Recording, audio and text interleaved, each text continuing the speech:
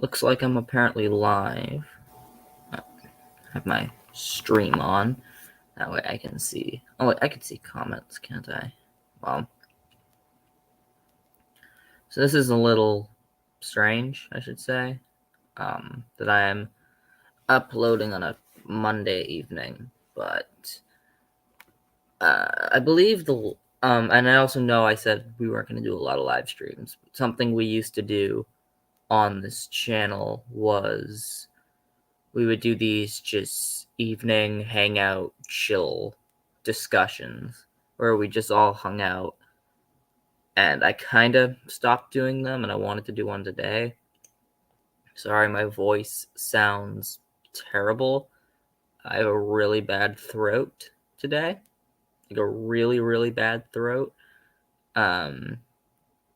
So my talking is pretty nasty, but hopefully that will not take away from this.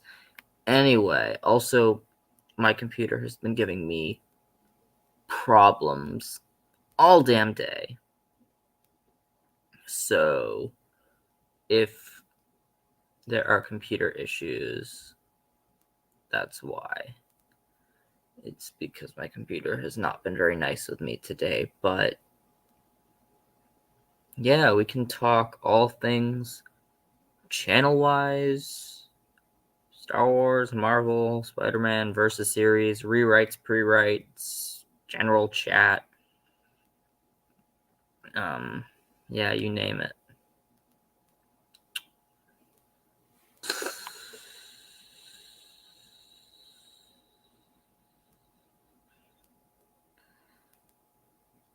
Alright, we don't really have a lot of people, do we? Oh well.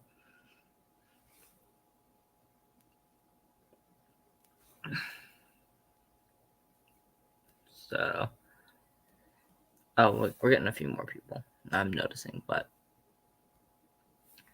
yeah, I mean, what is there to discuss? I mean, you can throw it in the comments, but I also know we've got a lot of subscribers since the last time I've done this, which was the evening just talk, chill thing. Yeah, I think this is. Yeah, the last time I did this, I don't even think I had 100 subscribers, and now I don't know why I've gotten so many or how I've gotten so many. I mean, I'm grateful. I'm very happy about it. Don't get me wrong. I know I don't sound enthusiastic. It's just that my throat is killing me, and it even hurts to talk, but I'm going to do it anyway. Ow. Because that's just the kind of person that I am. But yeah, all of a sudden there was just this resurgence of subs, and I mean, I'm happy they joined the channel. And you know what I have really got to work on, actually, something I really should work on, is actually talking with my community. I don't think I do enough of that. Like, people leave comments, and I always plan on actually like responding to them, and I never end up responding to them, and I feel really bad because I think I should. I think that would be really, really. I think it would make a more lively audience, but we'll talk about future video ideas. So in terms of video progress, I took a break from the Spider-Man power scaling because that was just I mean, I have the script almost done. Now I need to write the actual script, but I got most of the feats broken down. And then that happened. Starlight, hey man, how's it going? For me, it's fine, it's good.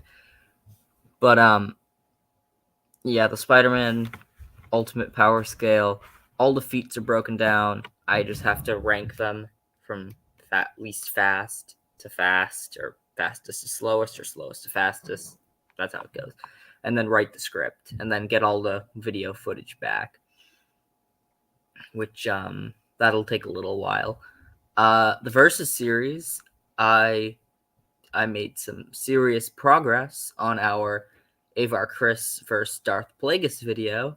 I actually did Darth Plagueis's martial arts breakdown today. I nailed that out, and I think it's a really good breakdown. I think it gets all the points about Plagueis that you need to know, and I think it also it adds in some ways that I don't think many people put to their own. Like, some people have done it, but like, I think there are some elements to it that are or some things that are pointed out in it that maybe not other Versus series creators often maybe do enough.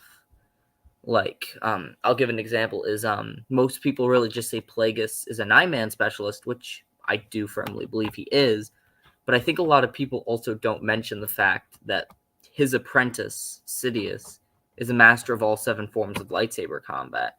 So it's very, very possible that Plagueis at least had a knowledge of all 7 forms, enough of a knowledge to teach Sidious the absolute basics, if not a comprehensive level. So, again, we don't know how effective Plagueis was with the other forms, because he's only been in one duel, which was against Venomous. But, I mean, it's still on the table. And we know he had at least a solid knowledge of Jarkai, because for a time he used both his and Tenebrous' lightsabers, and he taught Sidious, so stuff like that. Sorry. I sound so unenthusiastic, and I don't mean to. And as I've said about 1,000 times, my throat is killing me. A little under the weather. Plagueis is a lot like Count Dooku. He's a master of 9-man, but knows all lightsaber forms. See, that's a really good way of looking at it. Because Count Dooku, we know he knows the other forms. Speaking of which, there is a Count Dooku script that I'm working on as well. I updated his Versus series script for a project. I won't spoil, but I have updated Dooku's script from the Dooku vs. Lumaya video, and I think it's even better than it was, especially the martial arts breakdown. But yeah, like Dooku, we know he knows all 7 forms because he taught Grievous all 7 forms. He taught Qui-Gon, Ataru. We've seen him use the 9-man draw close technique. We've seen him use Shien-style blaster deflection. But he's almost exclusively a Makashi duelist himself. And I think Plagueis is very similar in that he knows all 7 forms. And I would argue he has enough skill that he could potentially use any one of the forms. But he's a Force wielder first and foremost. So he's always going to go with 9-man. Because for him, that's like bread and butter. That gets the job done. So yeah, that's so he usually goes that same, like Dooku using Makashi. So, sup, mate? Welcome to the stream. It's pretty casual. I'm bringing the whole just hangout thing back. We were discussing the project. Another interesting 9-man user would be Nostaral. Dude hold his own against multiple Sith and wants to survive despite losing. Nostaral is a very interesting character, and I was actually I was thinking about it a few nights ago. I was thinking about all these like obscure characters that we don't really see in the Versus series. I don't think enough of, and they're characters that like I would love to put in, and Nostral was one of the Jedi I thought about, because again, I would really have to look in. Yeah, Nostral. I would definitely have to like look at Nostral a little bit because I know some stuff about him, but I don't know a whole lot about him. Right. Who would win, Mace or Dooku? Also, Plagueis was probably a tier 3 martial artist with a tier 1 mastery. Also, Nostral is pretty cool. Nostral is pretty cool. I like Nos. I like Nostral. But going back to Mace versus Dooku, maybe it's because I'm a Count Dooku stan, but I would actually say Dooku over Mace. And it's a match that could go 50-50. Mace versus Dooku is one of those fights that could go 50-50. The reason I say Dooku is I don't think Vapod would work against Dooku in the same way it would against Sidious, because I mentioned this in the Mace vs. Cal-Katarn video, is that Vapod channels Darkside Fury, it channels Dark Rage, and with Force like Sith like Darth Sidious or TCW Darth Maul or Exile Kresh, they are just pouring that Darkside Rage into every single attack, into every single Force ability, which gives Mace the perfect edge. But you also have Sith like Darth Vader or Darth Kaitis or Count Dooku who don't do that, and they're a little more practical. And in that regard, I don't think Mace would be able to channel that same Dark Rage. And in terms of just raw saber skill, I think Dooku and Mace are about on par. I say Mace is maybe slightly better because he invented Vapad. Like, Mace invented his own lightsaber form, which hadn't really been done in, like, thousands of years of galactic history, which is why I think Mace is a slightly better duelist. And also, we saw Dooku and Mace fight a little bit, and it was a pretty good stalemate on Boss Pity. Was it Boss Pity? It was the arc where Ventress and Legends died and then came back and then left. I remember Grievous also killed Adigalia during that. And they were about equally matched. So I don't... Again, it's a match that could go either way. Again, Dooku also has the age factor. But you never know. How about Bane versus Exar Kun? Ooh, that's a hard one. That is a very, very hard one. I would use... Yeah, it was Boss Pity. Yeah, I was pretty sure it was Boss Pity. So I remember that comic. Quite a big get off my screen. Discord. I don't want to listen to you. So, going back to Bane versus Exar again. I think what's most interesting is, especially with lightsaber combat, Exar has a pretty wild lightsaber style. And while Bane hasn't really fought a lot of people in his life, he fought some pretty impressive opponents, don't get me wrong, with Kasim, Rasta Lasso, Valentine Farfalla, and Darth Zana. And there was someone else he fought.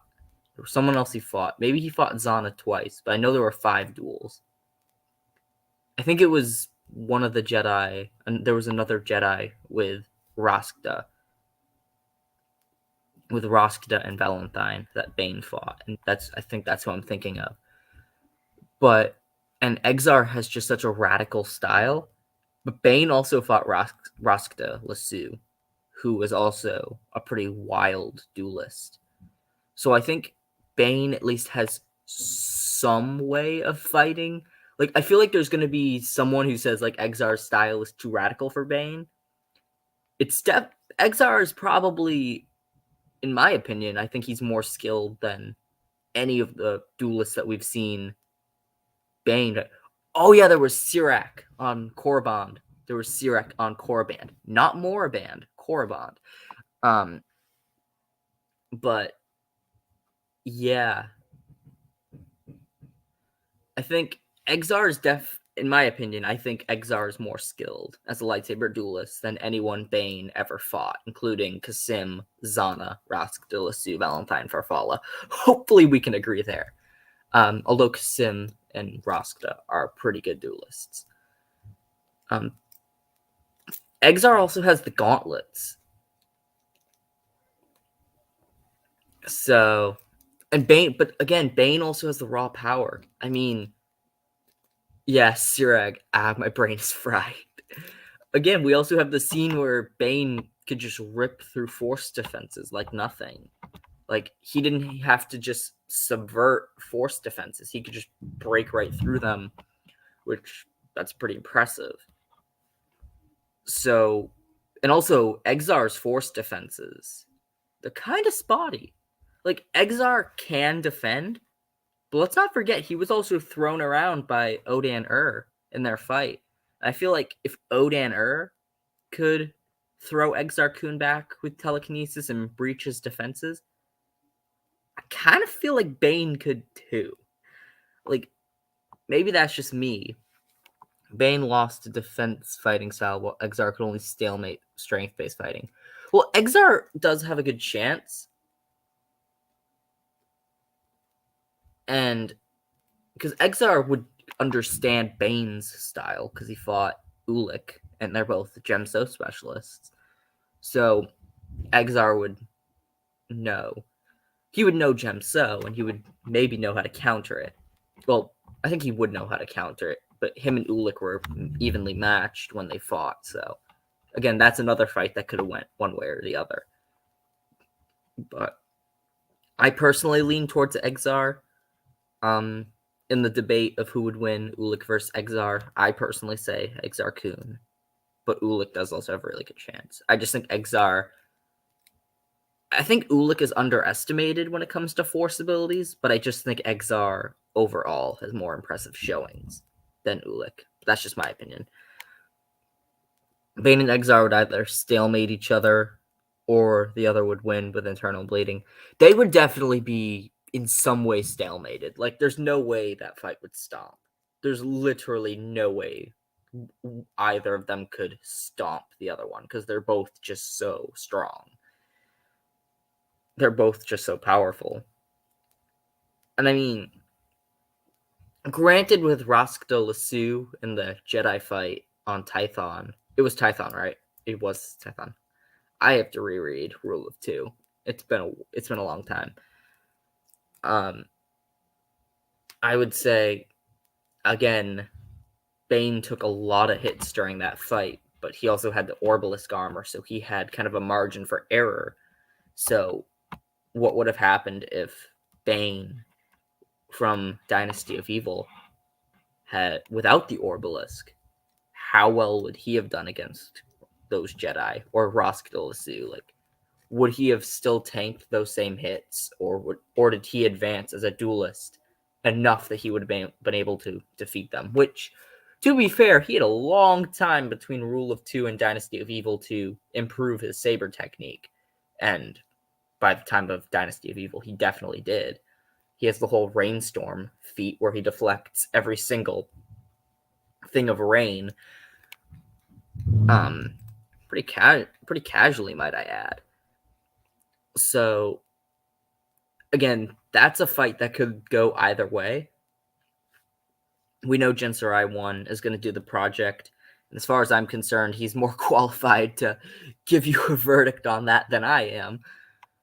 But, hey, that fight could go either way. So, I've also been thinking a lot about a Satele Shan matchup. I don't know. I don't know if I want to do a because I've considered doing a How Powerful Was series. Like, I know I have the pre-mortem or the post-mortem analysis that I started, and I do really want to expand on that. I think that would be a cool series. Like, I want to move, because I've only done 2 of them, and they were both High Republic Jedi. I would be pretty interested in doing other characters, and even characters that have been featured before, like Satele Shan. And I don't know, I don't know if I want to do like a How Powerful Was video on Satele Shan, or if I want to use her in a Versus series.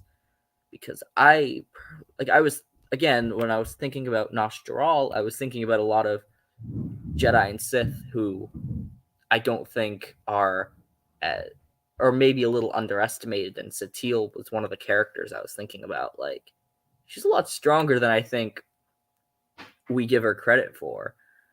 I mean, even in the new SWTOR expansion, it was like taking tons of Jedi to hold Malgus down, and Malgus was still rebelling, which, first of all, that's a feat for Malgus. The fact that he could partially resist the telekinesis of like 20 Jedi, and then Satele showed up and just, he had nothing. Like, he was just dropped to the floor. He was done. Now, granted, if you play the dark side version of that, Empress Asina does that. And that's a whole nother topic. I don't think any of us have given Empress Asina any credit, but I don't know a whole lot about Asina. But I don't know. Because I played the Republic version of that, and I saw Satele just telekinetically just pin Malgus, and I was just thinking, wow, she really is more underestimated than we give her credit for. Because I think a lot of people go back to her duels with Malgus where she lost, but she was only a Jedi Knight when she did that. That wasn't Grandmaster Satele.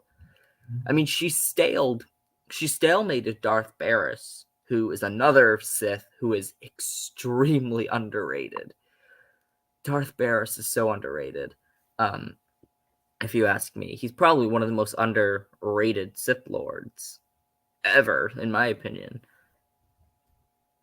So, and she stalemated him. Granted, Barris wasn't trying to kill her. He was trying to turn her to the dark side, but still, that's impressive. She defeated Darth Mechas. She definitely helped. She helped fight Revan.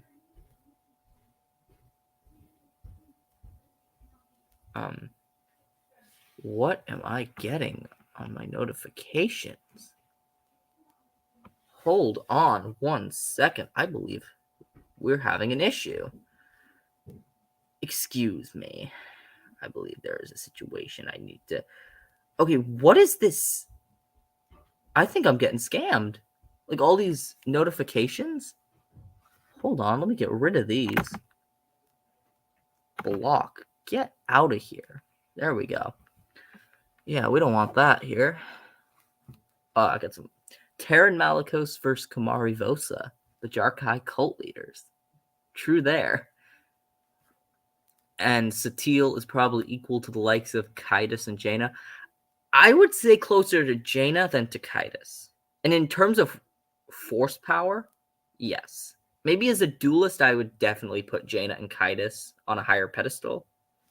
But in terms of just raw force power, I think Satele is low to mid Grandmaster tier. As for Malicos versus Vosa,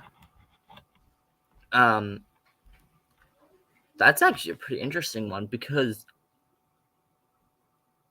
Vosa did fight with Darth Maul, who I think we can all agree is more powerful than Cal Kestis. I love Cal Kestis, but I don't think he's as powerful as Phantom Menace Maul. But Maul wasn't really going try hard. Like, when Darth Maul really put the pressure and he went full on Juyo, she lost almost instantly. And Malicos also had his fight with Cal Kestis. Cal would not have won without Night Sister Merrin. So, and even then, it took Cal and Merrin working together. It took them quite a bit of effort to stop him. So it took them a good fight. So it could go either way. I think one thing to mention is Kamari, the fact that she dominated the Bandagora. Like, she dominated them with telepathy. And I don't know if we've seen Malicos do anything like that. I mean, granted, she didn't mind control Jango Fett, so maybe she could only do that to weak-willed individuals, and she didn't do it to Darth Maul. So Though Malicos does have, I think, a very good varied use of telekinesis. I mean, he has like the 2 lightsaber throws where he can somewhat telekinetically manipulate his lightsaber. I don't know if he can do it in combat like Trilla, but he can do it, and he can also use telekinetically throw his lightsabers around, and he can lift several tons. So again, it could go either way. I think Malicos is slightly better with telekinesis though, and also Vosa likes taking hits. like Kamari, like she had the one thorned collar just to give herself more pain because she liked that for some reason. So Malicos could play into that. Malicos would probably beat Kamari due to his strength. It's very possible. I think Malicos does have a lot going for him in this specific fight. I think Vosa is definitely one to overextend.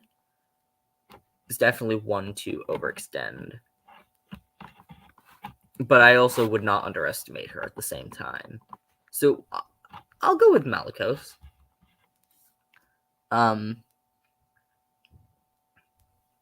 So whether or not a video happens on that subject, that's up for debate. Because I found I was starting my script for Avar vs. Plagueis, and honestly, like, there are so many scripts that are unfinished for Versus series that I have like a whole like season worth of videos that are all unfinished that I don't know why they're not done. And I was just looking at them like, they should have been done. They were all such good ideas. Kamari does have a 4.5. I would give the fight a 6 out of 10 between Malicos and Vosa, but I would lean in Malicos' favor simply because he's just...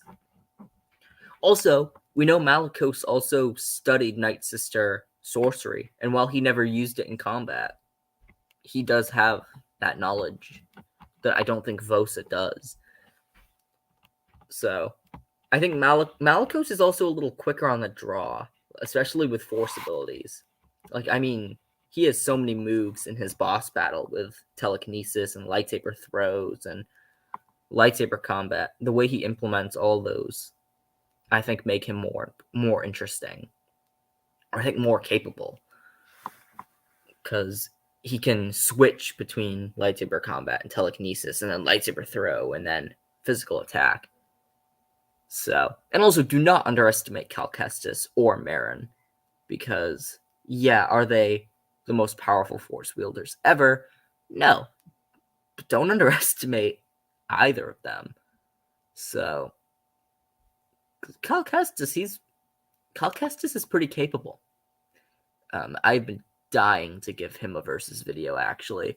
I'm still pretty set on if I'm going to do any of them.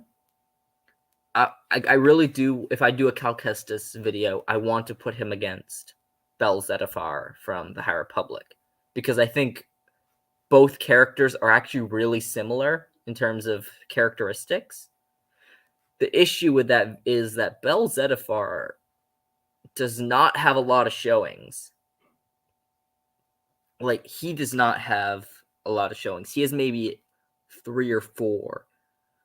So either I'm going to give Cal another opponent first until Bel gets some more feats, or I'll just do a pre-mortem for Bel and then give Cal his own matchup. Cal is basically Exar Kun Diet or Shadow Veil Light.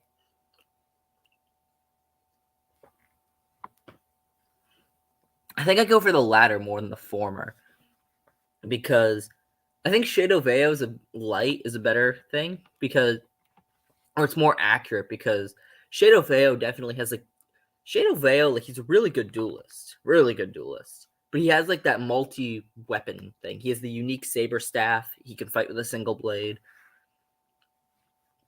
Like, he's a very versatile duelist, and I think Cal Kestis is a less experienced version of that, because Cal Kestis, his weapon gives him so many different options in a fight, because Cal Kestis is definitely like, I don't want to say he's generalized, but like he has an answer to so many situations, especially when it comes to his lightsaber. And also, even when he uses his force abilities, it's very practical the way he uses them. Like, he has a lot of variety, but also power in the way he does it. So I think I don't want to say he's like a general purpose duelist, but he's like the Jedi who has an answer for everything. What he needs is more opponents and a little more experience, I would say. Because all he's really fought so far are Inquisitors, or canon Inquisitors, I should say, because if we're talking Legends, dear God, if Cal Kestis ran into Inquisitor Jarek, dear God, I would feel terrible. Shadow Veo is like Exar Kun, except he has an Obi-Wan mentality. Also, Cal Kestis is probably more like a Padawan version of Obi-Wan. Well, Shadow Veo, when it comes to lightsaber combat, he's a lot like Exar Kun. In terms of force abilities, I think Shadow is a lot closer to Obi-Wan as a force wielder than he is to Exar. But I do like the idea. Shadow has this technique kind of thing when it comes to Exar Kun, but again, I think that's a really good way of saying it. He really does employ it with a more Jedi, more normalized mentality. So, a Jedi survivalist. That's actually a really good way of looking at it. That's a really good title for it, Jedi survivalist. Which, I mean, it's true. It fits with his character. Like, his whole style is really general purpose for survival.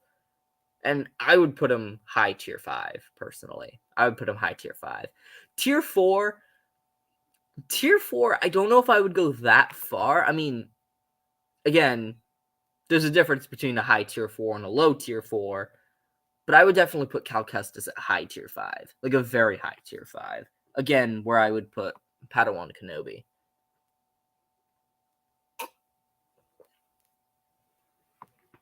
I would put both of them at a high tier 5.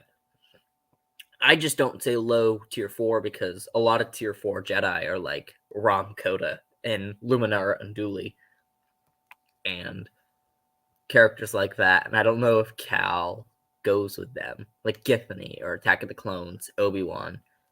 Some people put Return of the Jedi Luke at tier 4. I say he's at the top of tier 4 or at the bottom of tier 3, but that's just me. As for Trilla, my girl, my personal opinion, she specializes in Ataru and Gemso, a sort of dark side A-list Akira. Trilla is... I really don't know what form she is. Like, I used to think she had Makashi, but then I kind of went back and... Like, I initially thought she was a Makashi duelist, and then I kind of looked back at her fight scenes and her boss battles, and I really don't see any Makashi. The same, like, because I used to also think Seventh Sister used Makashi because she had one hand for a bunch, but if you look at her scenes, Seventh Sister is a lot more of a Ataru user. And I think I could definitely see Trilla using Ataru / Dijem. So maybe Trilla uses Ataru kind of in a variation that like Qui-Gon uses. Or she balances kind of like Padawan Kenobi, and she goes from a Qui-Gon style Ataru to a Yoda style Ataru. But Gemso is definitely possible. And I feel like, I don't know, like with maybe Nyman, like maybe not like Nyman as like a specialty form, but like I would think maybe because those spinny sabers are probably really hard to use. And I feel like those kind of lightsabers would take some form of like Nyman. Maybe not like a Chaos and Ratch or Exar Kun Nyman, but like an add-on Nyman. Like how Anakin and Obi-Wan, they both added Nyman to their techniques. to help with Jarkai or Force integration. But yeah. Oh yeah, her counters. She uses Gemso because of how brutal her counters can be. It's true. She does use counters quite a bit. So that does really add. There's definitely a sense of it in there. Oh god, I hate those counters. I love Trilla as a character but she could be frustrating as a boss battle when I first played. But I do really like Trilla's character. Trilla is another character I really want to use in a Versus series, like Cal Kestis and Satil Shan. I just haven't found. I haven't really either. Well, I've thought of matches for her. I have a bunch of ideas. The thing is I just don't know when I would end up doing them because there's so many projects. So she could have Sarisu. So the static blocks against Kanan and Ezra. Maris Brood was definitely one of the characters I had on my list for Trilla fights. Was Maris. If you want to do a Force Unleashed boss, we've already seen one. We've already seen Trilla versus a Force Unleashed boss. We saw her against Darth Vader, technically. But Kanan and Ezra would be pretty cool. So we do not have enough Ezra matchups. Like, especially like season 3 Ezra. We have seen Trilla versus Darth Vader. It didn't end well for her, but okay. In her defense, she had already been beaten by Cal Kestis. In her defense, so, but yeah, I don't think we've seen enough Kanan and Ezra matchups because maybe I feel like looking back on them, I don't think they're like tier 3 or tier 4. But I think they're a little underrated because especially like Ezra has the one scene and sees like the opening is with the walker and he literally uses mental domination. I don't know if it was outright mind control, but it was looking a little like that. And I think he's only used it once. He's only ever used it once, but the fact that he had that in his arsenal is pretty impressive. I mean, I would definitely have to look back at them. And again, Kanan definitely changed between season 2 and season 3 because season 2 Kanan, if you look at season 2 Kanan, he almost exclusively used his lightsaber and he never really did Force integration. But when he got blinded, again, he had to use the Force to see. So he had to use the Force 24/7. Well, 12/7 because he would be asleep the other 12 hours. I don't know. And I think his use of Force abilities,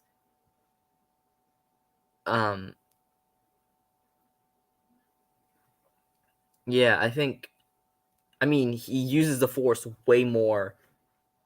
And also, he held back that explosion right before his death, like, for a significant period of time. Like, that entire fuel station was just going down. But, well, Kanan is sort of a more general purpose Obi-Wan. Ezra, I think, is... look at them like Kyle Katarn and Jaden Core. Kind of. I would say kind of. But, so, yeah, Ezra definitely had a very simplified style, and, it makes sense that he would base his style off of Kanan, because that's really all he knew. There's one, there is, I don't know if I consider it canon, but, there was a, do you know the really bad Star Wars show they made? It was called Forces of Destiny. It was, like, really, really bad. It had, like, the terrible animations of Anakin. Like, he didn't even have the scar. And it looked really bad. But there was one of those episodes that had Ahsoka helping with Ezra's training. So again, apart from Kanan and maybe Ahsoka, like, who else could his style have taken inspiration from? So Kanan also beat Maul. There's a lot of circumstances to that fight. First of all, do we know where Maul was getting his food and water from on Malachor? Like, was he nourished? Was he malnourished? I'm pretty sure, like, I don't think there was any food in that Sith temple. We don't know how long he was down there. That's a long time without food or water. Secondly, we know Kanan had some form of oneness. Well, not like, I think there's a difference in oneness. Like, you got Grandmaster Luke and Jason Solo oneness. You've got Anakin and Jaina oneness, and then you've got what Kanan had. And Maul was going into that like, I'm gonna win. I'm winning every fight I'm in. So, yeah. I mean, I don't think Kanan should be underestimated, but if I put Kanan up against Season 7 Clone Wars Darth Maul, I don't think he'd last. Or at least I don't think he'd win, necessarily. So, but yeah, Kyle Katarn and Jaden Core. Actually, that was one of the scripts that I found. I found a script of Jaden Core versus the Starkiller clone, and I saw it, and I was like, and I like reread it. It would definitely need some rewrites. It wasn't necessarily the best written script, because back then my script writing was maybe not as good as it is now, but I mean, it had some interesting stuff in there. Although I don't think I had anything that everyone else hasn't already said about them. But who knows if people were interested in seeing Jaden versus the Starkiller clone, because we don't know. Maybe Jaden Core could have been a clone or part of Thrawn's experiments. We don't know. So the battle of the clone apprentice Jedi with Force lightning. So Jaden and Galen was also one I know a lot of people wanted to see. Which, again, Jaden versus Galen would be sick. But we also don't see a whole lot of the Starkiller clone in the Versus series. So, who knows? I am really running out of water. And my throat is still killing me. But that is okay. But, yeah, I guess, Darth Malak versus Anakin.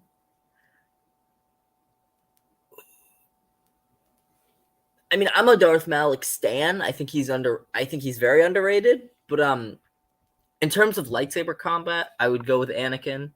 Malak, I would go to as a Force wielder, because Anakin has the raw power, but Malak has a lot more variety in his application, and even more than that, he also has the power. He doesn't have as much power as Anakin, but he has the power that he can keep up, kind of like Dooku.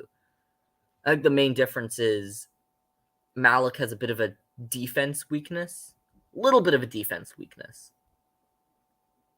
But, and I mean, physically, Malak can at least contend. So, who knows? So, but yeah, going back to the, we can go back to the Plagueis and Anakin script. No, not Plagueis and Anakin, Plagueis and Avar. So yeah, Plagueis' script is almost done. I'm pretty pleased with the martial arts breakdown for Plagueis. And again, I really haven't explored him all that much, at least Versus series wise. And I've watched Versus videos with him, obviously, because a lot of people have used him. But I don't know. I feel like I've been sleeping on him a little bit. And I think everybody, including myself, was sleeping on Avar Kriss quite a bit. because I reread one of her Force feats that I originally deemed not impressive, and then with a couple of rereads of that feat, I realized, oh, maybe this is more impressive than I may have given precedence for, which is the feat on Hetzel with the crate of Tibanna gas going into the sun and her linking the minds of a bunch of Jedi to push it away. Originally, I thought that was a really weak feat, and the more I'm thinking about it, it's actually not that, like, it's actually more impressive than I gave it credit for, because the novelization of Light of the Jedi,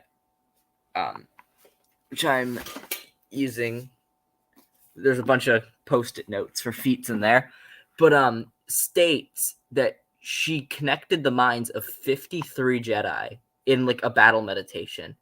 But more impressively, there's a paragraph that is mentioning all the Jedi that she's connecting who are in completely other star systems. Other star systems. Like, the fact, like, she expanded her battle meditation not just to the dozens of Jedi on Hetzel, but to Jedi in completely other planets and other star systems so that they could link their minds. Kind of like Force. It's interesting because so many people think it's like a battle meditation, but it's almost like a mixture of battle meditation and battle meld. Like what we see in the New Jedi Order. And I think that's really interesting. It's like a hybridization of it. But so, and another thing I really underestimated is pushing that thing away from the sun. Like it was going to go into the sun. So originally, and they pushed it out into space. How big is the sun? It's very big. I don't know the exact mathematics, but a sun is very big. And the fact that they channeled enough force energy, it's basically kind of like the Dorsk 81 feat, but like the light version of that. Like Dorsk 81's feat is way more impressive.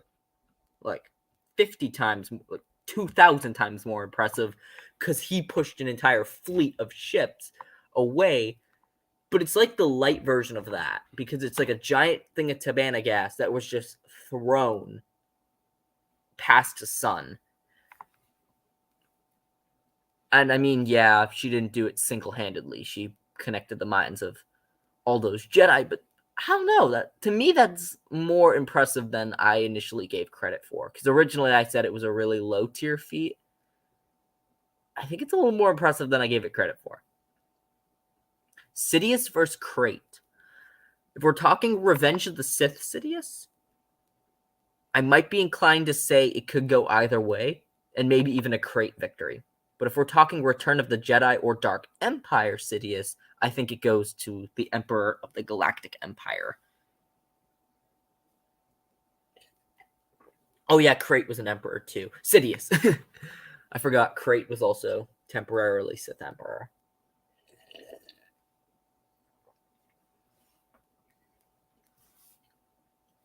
You know, it is a matchup, speaking of Darth Crate, that I found the script for. And who knows? I might go back to it. Is Darth Warlock III versus Darth Barris. I remember I was promoting that on the channel for a really long time. And I never ended up making it because of some computer errors. And I found the script, and I don't know. I feel like that could be an interesting match because I personally think both of them are extremely underrated. I think, well, Darth Warlock, he's gotten a lot of love in the Versus series recently. Like, I've noticed I rewatched Darth Warlock III versus Naga Sadao by Rob Terra. I watched Warlock versus Jarek by Rico Chico Maliko. And like he really has been getting the appreciation he deserves. And I would love to pour my hat into that because Warlock is so underrated. as a Force wielder. But also Barris is so underrated as well. He is so underrated. If any of you have seen Darth Barris versus Obi-Wan Kenobi from Rob Terra, go watch it if you have not watched it, because it really explains just how impressive Barris was, especially as a Force wielder. I think Barris is more impressive because he was telepathically deceiving pretty much the entire Dark Council into believing he was the Emperor's voice. The only member of the Dark Council who really was showing any suspicion was Darth Mar. And Darth Mar is also pretty powerful. He was in my opinion, he was the strongest member on the Dark Council because nobody could get him off. Everyone who ever tried to challenge Darth Mar for his seat on the council died. But he was the only one who showed even a slight amount of suspicion towards Barris, which means either Barris was either telepathically influencing him, or what I think is more likely, he was able to he was blocking the Dark Council members out from knowing he was lying. So they really had no reason not to believe him because they couldn't sense him lying. Also, he dominated the entity, which, by the way, I guess apparently the entity from SWTOR is, some people think it's Trilla. It's not Trilla. I defy you to tell me that that's Darth Trilla. I defy you. Darth Trilla was not in love with Emperor Vitiate. I defy you to tell me why she would be. Anyway, I definitely could pick the script up again. The script is done. The script is done. The video was going to be made. But, yeah. Another underestimated Sith is Darth Jadas. Jadas is pretty underestimated. I don't think he necessarily has the saber skills, though, because he can use the Force to teleport, and Vitiate, or Valkorion, I should say, considered him the best Sith in his empire. But again, did Vitiate say because of his power or because of his philosophy? Because Jadas saw beyond the Sith Empire, and Vitiate did not have a whole lot of respect for Sith like Malgus and Mar because they believed that the Sith Empire could be rebuilt and saved, and Vitiate did not respect that. Where Jadas was more like, we can move on from the Sith Empire, and I think Vitiate respected that a little more. But again, very underrated Sith. Darth Maul versus Darth Barris? I'd go with Barris, personally. I would go with Barris. But that's just me. Maul is definitely better physically, and while I think he's a slightly better duelist, Barris is the power. He has the Force power. Still can't stand. I mean, they kind of ripped off Jadis. I mean, there's a difference between Ren and Jadis's masks, but you can definitely tell that there was some similarity. But I've never. Ren just isn't an interesting character for me. He just never has been. So, I mean, the version of Ren that was in the What If series, I think is slightly more interesting than canon, because he had a reason for the Knights of Ren. They had a reason for existing. Do we know the Knights of Ren's reason for existing? Did they have, a motive? I don't remember if they had, a motive for who they are, what their motivations are, or, why they do what they do. I don't remember if they ever explained that. So, I am actually working on I'm going to build the tension. that really hurt. Doing the that hurt. Ren is just a stupid loudmouth, and the Knights of Ren are literally just the Lost Boy version of the Sith. Pretty much. They don't have any motivation. So I have considered going back, and I know I've pitched a rewrite of the sequel trilogy so many goddamn times. Did I give you guys like twice? I think I gave you 3 different trilogies over this channel that have all been deleted since. But if anyone was interested in a finale version, in like a final just stamp stay on the channel version, I do have a script that I've thought about, but yeah, if anyone's interested, that exists. Which is kind of a mixture of the previous rewrites kind of mixed into one with a bunch of newer elements that somewhat are based off of Legends. So if anyone's interested in that for the pre-writes and rewrites, I also have a pitch for the Kenobi series and what I would pitch for that, before it comes out. Because I don't know, guys. I think the only way the Kenobi can really work, this series can work, is if Kenobi fakes his death. Oh, take care, mate. See you soon.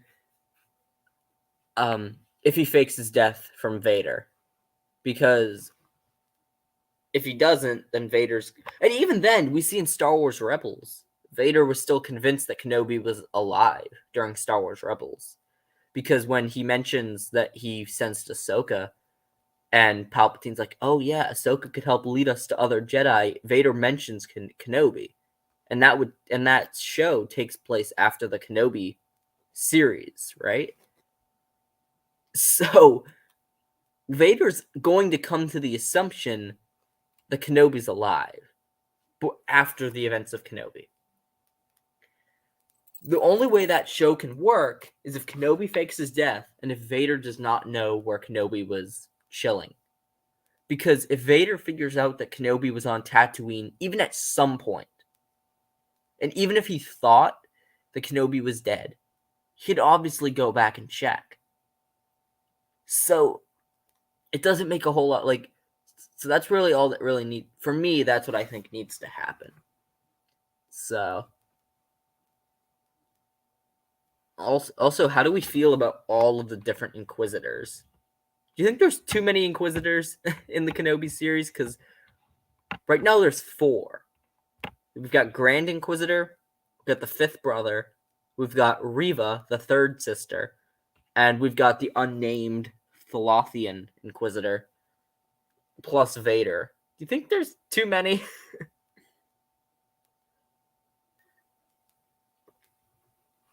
Because the thing is, it's like, you could make the argument that, 5th brother, he's an already established character, so it works. Is 5th brother really established? 5th brother, especially in comparison to, the 7th sister, he literally, was just a boss battle throughout Rebels Season 2. 7th sister was a little more developed. I mean, she doesn't have a whole character arc or anything, but, she at least had a personality. Very creepy personality, but... Yeah, I feel like the Inquisitors have so much more potential in Disney canon. And the reason I say that is because what did we see with Jedi Fallen Order and Trilla? Trilla is a really, especially for Disney canon, she's a really interesting character. And I mean, I know we probably won't get more stories with her. I know that's very likely, but I would really like to see more stories with Trilla. But that's because they put the focus on making her interesting. And I think the Inquisitors as a whole, they really have that chance that I don't think many people have I think they would have been more interesting. Like fifth brother, like seventh sister, she should have got more development. Grand Inquisitor, I think he has enough. I want to know his real name. I want to know the Grand Inquisitor's real name. Do you think we'll get it in the Kenobi series? It'll probably be like Bob. Bob. Bob the Grand Inquisitor.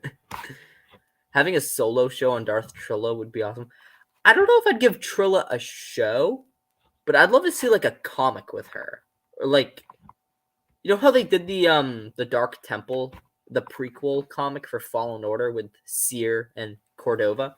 I would love to have a comic series on each of the Fallen Order characters before we see them in Fallen Order. Like, it's like split up into like mini stories, and you have one with Cal and Jaro Tapal, one with Seer and Trilla, one with Marin, one with Terran Malicos, one maybe with Eno Cordova and BD1, and like have like I would love something like that, and I would love to see more of the Inquisitors hunting Jedi, because I think the Inquisitors are a really cool concept. Personally, I think they're a really good concept that I don't think either Legends or canon have really done well on. Like, Inquisitor Jarek is a really cool character, but in terms of the Imperial era, we never really got to see the Inquisitors in Legends. They were just kind of there for like one-off stories. And I think, I mean, there are some cool Legends Inquisitors like Antinous Tremaine and Jarek. And in canon, I think the Inquisitors have been used a little more effectively, but they're not as interesting. Most of them are just boss battles, or they don't have any character to them. And I think, I don't know, I would really like to see like a focus on the Inquisitors, making them developed, making them interesting. Because I think in canon, like the frequency that they have during the Imperial era in canon, I think is really cool, because it makes sense. To me, at least, it makes sense that Vader and Sidious would want other Force wielders on their side, but would train them not to be as powerful as them, so that they couldn't rise up and overthrow either of the Sith. Because Palpatine's obviously not going to get out of his chair and go hunt Jedi, because he has so much more to do. And Vader, I mean, Vader had a huge focus on hunting all the Jedi. But there were still a lot of Jedi after Order 66. I mean, there were thousands, but there were still hundreds after the Purge. And, of course, by Return of the Jedi, there were maybe one. There was really Luke. And then, were there others? I mean, we don't know the fate of Ram Koda or Ezra. Or Cal. But it was really only Luke after Return of the Jedi, but there were still hundreds. So I don't know if Vader spent every single day of his life hunting one Jedi. So I don't know. I really like the concept of the Inquisitors, and I just had a bit of a rant on them. But I really hope with the new Inquisitor, third sister, or Reva, I really hope they give her the same kind of development as Trilla. Because I think the Inquisitors just have so much more potential that I don't think, especially Disney canon, have not put effort into, or have not given that chance.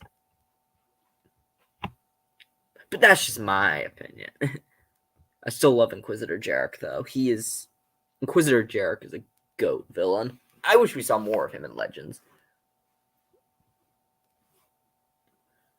I want to see Inquisitors take down Jedi Masters. Not as powerful as Vader, but seeing them competent. Yeah, I mean, how many Jedi Masters have we actually seen the Inquisitors take out in canon? I mean, Luminara, but that's it. Well, we didn't even see Luminara. We don't even know if she was actually captured by the Inquisitors. We don't even know if she was captured by the Inquisitors. She could have very well died during Order 66, and they just came up with that holo video. And I mean, we have seen the Inquisitors fight with Maul and Ahsoka.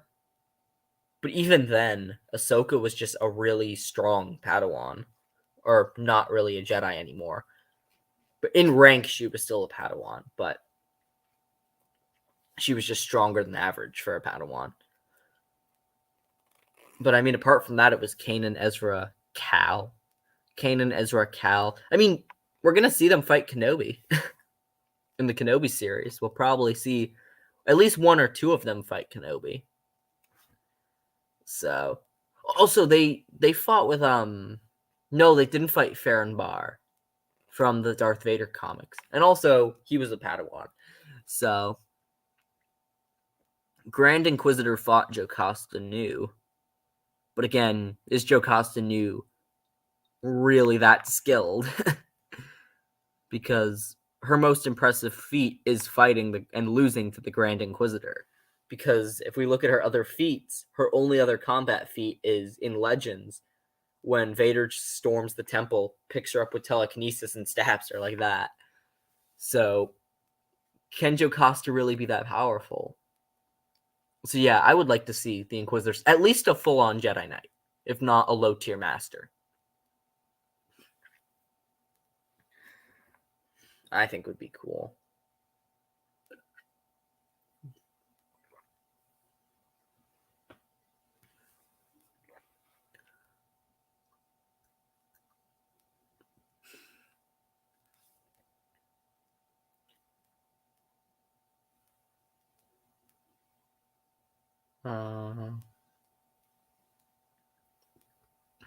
So it's been a little over an hour. So I want to see one of the Inquisitors use Force Lightning. Maybe. I mean, we do have Inquisitor Jarek, but I mean, we didn't really get to see his Force Lightning because it was like the graphics for his video game were really bad. The cutscenes were really cool because they were live action, but the actual gameplay mechanics and the actual graphics for the game were really bad. I'm sorry, but they were. It was a great game. I love that game, but the graphics were really bad. But so technically we have seen him use Force Lightning, but the graphics made him look really weak. So, oh well. Did Antennas Tremaine ever use Force Lightning?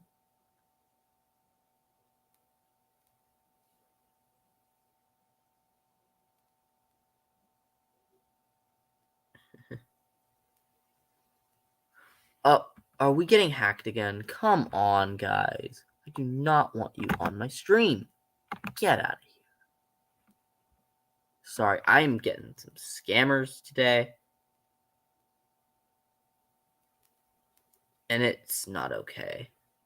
I'm getting all these scammers who are trying to get me to click on things I do not want to click on. And that is not okay.